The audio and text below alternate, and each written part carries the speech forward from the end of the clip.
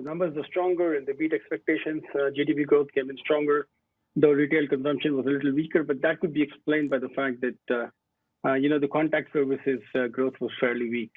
But by and large, exports are rising at about 15% in dollar terms. And not just in China, you look at broader Asia, export pickup is real. Most economies seem to have recovered the trough that they hit in the middle of the year. Therefore, it seems like a good scenario for global growth for 2021. How does that then shape your investment strategy as we move throughout 2021? We retain a pro-risk bias in our multi-asset portfolios.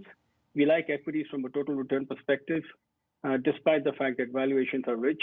But in an environment where financial conditions are so easy, central bankers are still stimulating, fiscal response has been very, very strong, and you get a very strong recovery in earnings, in the sense that the global equities earnings could rise between 25 and 30% in 2021.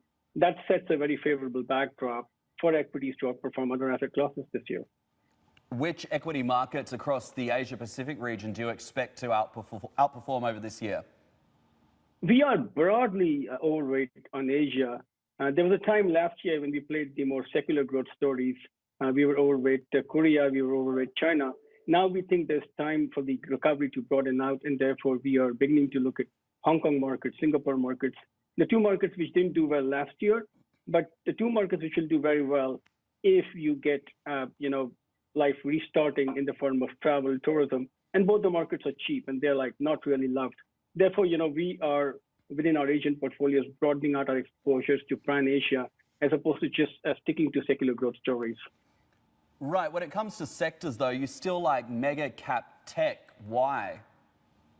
We still like mega cap tech simply because they are long-term structural winners of the way we are going to live over the next 10, 15, 20 years.